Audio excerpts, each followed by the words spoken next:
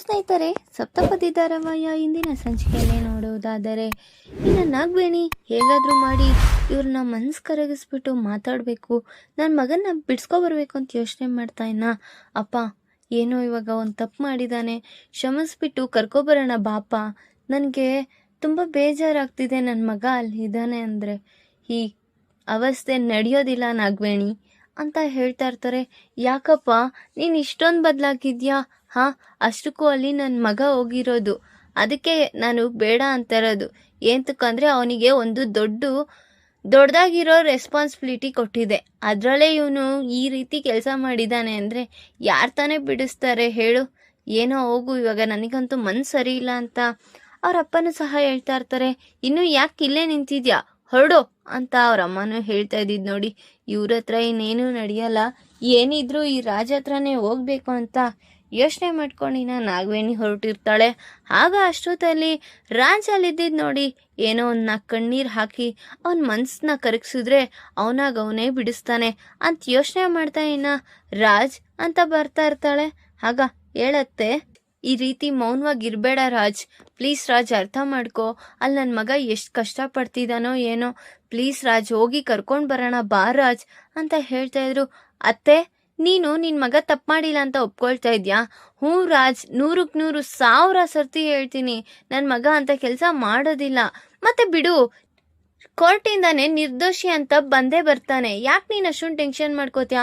ಅಲ್ಲಿವರೆಗೂ ನನ್ನ ಹೆತ್ಕರಳು ಕೊರಗ್ತಾನೆ ಇರುತ್ತೆ ಕಣೋ, ಅರ್ಥ ಮಾಡ್ಕೊಳ್ಳೋ ಪ್ಲೀಸ್ ಕಣೋ ಅಂತ ಹೇಳ್ತಾ ಇದ್ದಂಗೆ, ಅಯ್ಯೋ ಪ್ಲೀಸ್ ಕಣೋ, ನನ್ನ ಕೈಲಿ ಇರೋಕ್ಕಾಗ್ತಿಲ್ಲ ಅಂತ ಕಣ್ಣೀರು ಹಾಕ್ತಾ ಇದ್ದಿದ್ದು ನೋಡಿ. ಇನ್ನು ಆ ಕಡೆ ರಾಜ್ ಸಹ ಮೌನವಾಗಿ ನಿಂತಿರ್ತಾನೆ. ಅಷ್ಟೊತ್ತಿಗೆ ಅಪರ್ಣ ಅವ್ರು ಬಂದು, ಹೋ ಅಲ್ಲಿ ಅತ್ತೆ ಮಾವ ಅವ್ರ ಹತ್ರ ಆಯ್ತು, ಈಗ ಸೀದಾ ನನ್ನ ಮಗನ ಹತ್ರ ಬಂದಿದ್ಯಾ? ನಿನ್ನ ನಾಟಕ ಏನು ನನಗೆ ಗೊತ್ತಿಲ್ಲ ಅನ್ಕೊಂಡಿದ್ಯಾ ನಾಗವೇಣಿ? ಯಾಕೆ ನೀನು ಈ ರೀತಿ ಮಾಡ್ತಿದ್ಯಾ ಅಂತಾನೂ ಗೊತ್ತು. ಹೇಗಿದ್ರು ರಾಜ್ ಎಮೋಷ್ನಲಿ ಯಾರಿಗೆ ಕಷ್ಟ ಅಂದ್ರೂ ಬಿಡಿಸ್ಬಿಡ್ತಾನಲ್ಲ, ಅದಕ್ಕೆ ನೀನು ಇಷ್ಟು ನಾಟಕ ಆಡ್ತಾ ಇದೀಯಾ ಅಂತಾನೂ ನಂಗೆ ಗೊತ್ತು. ಅದಕ್ಕೆ ನಾನು ಅವಾಗಿಂದ ನಿನ್ನೆ ಫಾಲೋ ಮಾಡ್ತಾ ಇದ್ದೀನಿ. ಅಲ್ಲ, ಅಷ್ಟಕ್ಕೂ ಅವಾಗ ಏನು ಹೇಳ್ದೆ, ನಿನ್ನ ಮಗನೇ ಮಾಡಿದಾನೆ ತಪ್ಪು ಅಂತ ರಾಜ್ ಮೇಲೆ ಆರೋಪ ಹೊರಿಸ್ತಿದ್ದಲ್ಲ, ಅವಾಗ ಗೊತ್ತಾಗದೇ ಇರೋದು ಈಗೇನು ನನ್ನ ಮಗನ ಹತ್ರ ಬಂದು ನಿನ್ನ ಮಗನ ಬಿಡಿಸು ಅಂತ ಕೇಳ್ತಾ ಇದೆಯಾ? ಅಷ್ಟಕ್ಕೂ ಅವನು ಏನು ಮಾಡಬೇಕು ಹೇಳು? ಪಾಪ ಅವನು ಅತ್ತೆ ಮಕ್ಕಳು ಅಂತ ಅವನು ಹಿಂದೆ ಮುಂದೆ ನೋಡ್ದಿರ ಏನೇನು ಬೇಕು ಏನೇನು ಬೇಡ ಅಂತ ನೋಡ್ಕೊಂಡ್ರೆ, ನೀವು ಅವನಿಗೇನೆ ಬೆಂಚೂರಿ ಹಾಕ್ಬಿಟ್ಟು ಈ ರೀತಿ ಅವನಿಗೆ ಅವಮಾನ ಮಾಡಿದ್ರೆ ಇನ್ನೇನು ಮಾಡ್ತಾರೆ? ರಾಜ್, ನೀನು ಇದಕ್ಕೆಲ್ಲ ನೀನು ಎಮೋಷ್ನಲಿ ಕರಗಬೇಡ, ಇವರು ಬೇಕು ಅಂತಾನೆ ಕಿತಾಪತಿ ಮಾಡ್ತಾ ಇರೋದು. ಅಷ್ಟಕ್ಕೂ ರಾಹುಲ್ ಮಾಡಿರೋ ತಪ್ಪಿಗೆ ಅವನು ಅನುಭವಿಸ್ಬೇಕಾಗಿರೋ ಶಿಕ್ಷೆನ ಅವನು ಅನುಭವಿಸ್ಕೊಳ್ತಾನೆ. ನಿನ್ಗ್ಯಾಕೆ ಅವ್ರು ಏನೇ ಹೇಳಿದ್ರು ನಂಬೇಡ. ಅಯ್ಯೋ ರಾಜ್, ನೀನು ಅರ್ಥ ಮಾಡ್ಕೋ ರಾಜ್, ಪ್ಲೀಸ್ ರಾಜ್ ಅಂತ ನಾಗವೇಣಿ ಹೇಳ್ತಾ ಇದ್ರು. ರಾಜ್ ನಡಿ, ನಾವು ಹೊರಡೋಣ, ಇಂಥವ್ರ ಹತ್ರ ಇದ್ರೆ ನೀನಿನ್ನೂ ಕರ್ಗೋಗ್ಬಿಡ್ತೀಯ, ನಡಿ ಹೋಗೋಣ ಅಂತ ಇನ್ನ ಅಪರ್ಣವ್ರು ಅಲ್ಲಿಂದ ಕರ್ಕೊಂಡು ಹೋಗ್ತಾ ಇರ್ತಾರೆ. ಇನ್ನು ಈ ಕಡೆ ನೋಡಿದ್ರೆ ಸ್ವಪ್ನ ಬಿರಿಯಾನಿ ತಿಂತಾ ಇರ್ತಾಳೆ. ನೀನೇನು ಹೆಂಗ್ಸೇನೆ ಅಲ್ಲಿ, ನಿನ್ನ ಗಂಡ ಅಲ್ಲಿ ಜೈಲಲ್ಲಿದ್ರೆ ನೀನೇನೆ ನೆಮ್ಮದಿಯಾಗಿ ಊಟ ಮಾಡ್ತಾ ಇದ್ಯಾ? ಅಪ್ಪ ದೇವ್ರೆ, ಈಗೇನು ಕೇಳಕ್ ಬಂದ್ರಿ ಅತ್ತೆ? ನಾನು ಈಗ ತಾನೇ ಪ್ರಶಾಂತವಾಗಿ ಬಿರಿಯಾನಿ ತಿಂತಾ ಇದ್ದೀನಿ, ನೀವೇನು ಮತ್ತೆ ಮಧ್ಯ? ಅಲ್ಲ, ನಿನಗೆ ಸ್ವಲ್ಪನೂ ನಾಚಿಕೆ ಮಾನ ಮರ್ಯಾದೆ ಅನ್ನೋದಿಲ್ಲ ಅಲ್ಲ? ಹಾವು ಥರ ನಸ್ಗುನಿ ಕೈದಾರ ಇರ್ತೀಯ ನಮ್ಮ ಪಕ್ಕದಲ್ಲೇ, ನೋಡಿದ್ರೆ ಯಾರಾದರೂ ಏನಾದರೂ ಮಾಡ್ಕೊಳ್ಳಿ, ನಮಗೇನು ಅನ್ನೋ ಥರ ಸಂಬಂಧನೇ ಇಲ್ಲ ಅನ್ನೋ ಥರ ಇರ್ತೀಯ. ಈಗ ನೋಡಿದ್ರೆ ಅಲ್ಲಿ ಗಂಡ ಜೈಲಲ್ಲಿದ್ದಾನೆ ಅನ್ನೋದನ್ನ ಬಿಟ್ಟು ಮಜ್ವಾ ಆಗಿ ಬಿರಿಯಾನಿ ತಿಂತಾ ಇದೆಯಾ? ಅಯ್ಯೋ, ನೀವೇನಾದರೂ ತಿಂತೀರಾ? ಬನ್ನಿ ಅತ್ತೆ, ಕುತ್ಕೊಳ್ಳಿ ತಿನ್ನಿ ಅಂತ ಹೇಳ್ತೀನಿ. ನಿನಗಿಲ್ಲ ಅಂದರೆ ನನಗೂ ಬುದ್ಧಿ ಇಲ್ವಾ? ಅಲ್ಲಿ ನನ್ನ ಮಗ ಇರೋದು. ಮತ್ತೆ ಹೋಗ್ರಿ, ನೀವು ಏನೇನು ಕೆಲಸ ಮಾಡ್ಕೋಬೇಕೋ ಮಾಡ್ಕೊಳ್ರಿ, ನಾನು ಪ್ರಶಾಂತ್ ಒಂದು ಬ್ಯಾಟಿಂಗ್ ಆದರೂ ಆಡ್ತೀನಿ ಅಂತ ಹೇಳ್ತಾ ಇರ್ತಾಳೆ ನಾಗವೇಣಿ. ಹೇಳ್ತಾ ಇರ್ತಾಳೆ ಸ್ವಪ್ನ.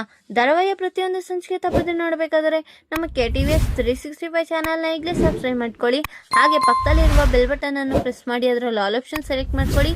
ಇದರಿಂದ ನಾವು ರಿಲೀಸ್ ಮಾಡುವಂತಹ ಸಂಚಿಕೆ ಅಪ್ಡೇಟ್ ನೋಟಿಫಿಕೇಶನ್ ಸಿಗೋದೆ. ಇನ್ನು ಬೆಳಗ್ಗೆ ಆಗುತ್ತೆ, ಕಾವ್ಯ ಎಲ್ಲರಿಗೂ ಕಾಫಿ ಕೊಡ್ತಾ ಇದ್ದಂಗೆ ಆ ಕಡೆಯಿಂದ ಇನ್ನು ಮತ್ತೆ ಪೊಲೀಸವ್ರು ಬರ್ತಾ ಇರ್ತಾರೆ. ಅಷ್ಟೊತ್ತಿಗೆ ಧನಲಕ್ಷ್ಮಿ ಅವರು, ಏನು ಮತ್ತೆ ಪೊಲೀಸವ್ರು ಬರ್ತಾ ಇದ್ದಾರೆ ಅಂತ ಯೋಚನೆ ಮಾಡ್ತಾ ಇನ್ನ ಮನೆ ಮಂದಿಯವರೆಲ್ಲರೂ ಬಾಗ್ಲಿನ ಕಡೆನೇ ನೋಡ್ತಾ ಇದ್ರೆ, ಆ ಕಡೆಯಿಂದ ರಾಹುಲ್ ಸಹ ಬರ್ತಿದ್ದಾನೆ ಅಂತ ಸ್ವಪ್ನ ಕಾವ್ಯ ಎಲ್ಲರೂ ನೋಡ್ತಾ ಇರ್ತಾರೆ. ಅಷ್ಟೊತ್ತಿಗೆ ಇನ್ನು ಪೊಲೀಸವ್ರು ಬಂದು, ರಾಹುಲ್ ಅವರೇ ಒಳಗೆ ನಡೀರಿ ಅಯ್ಯೋ ನಾವು ಮಿಸ್ಅಂಡರ್ಸ್ಟ್ಯಾಂಡಿಂಗ್ ಮಾಡ್ಕೊಂಡಿದ್ವಿ, ಅಷ್ಟಕ್ಕೂ ರಾಹುಲ್ ಅವರು ಯಾವುದೇ ರೀತಿ ತಪ್ಪು ಮಾಡಿಲ್ಲ, ಇದ್ಯಾವ ರೀತಿ ನಾಟಕ ಅಂತ ಸ್ವಪ್ನ ಕೇಳ್ತಾ ಇದ್ದಂಗೆ ಯಾಕೆ ಇನ್ಸ್ಪೆಕ್ಟರ್ ಏನಾಯ್ತು ಅಂತ ಕೇಳ್ತಾ ಇರ್ತಾರೆ.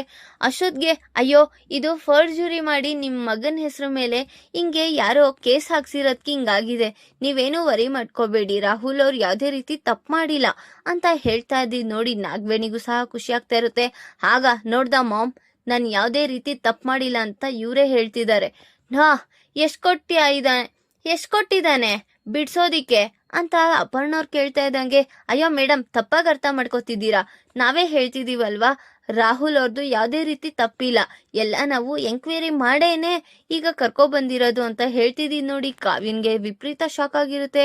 ಇನ್ನು ಅಷ್ಟೊತ್ತಿಗೆ ಪೊಲೀಸವ್ರು ಸಹ ಬರ್ತೀವಿ ಸರ್ ಅಂತ ಹೇಳಿ ಹೋಗ್ತಿದ್ದಂಗೆ ಈ ಕಡೆ ನೋಡಿದ್ರೆ ನಾಗವೇಣಿ ಅವ್ರಿಗೆ ಇದೇ ಸಿಕ್ಕಿದ ಚಾನ್ಸು ಅನ್ನೋ ತರ, ಹೋ ನೇನೆ ಎಲ್ಲಾ ಪುರಾಣಗಳು ಬಿಗಿದ್ರಿ, ಕರ್ಕೊಂಡ್ ಬನ್ರಿ ನನ್ ಮಗನ್ನ ಅಂದ್ರೆ ಬರ್ದಿರ ಇದ್ರಿ, ಈಗ ನನ್ ಮಗ ಬಂದಿದ ತಕ್ಷಣ ಎಲ್ರಿಗೂ ಗಪ್ಚುಪ್ ಆಗ್ಬಿಟ್ಟಿದ್ಯಾ?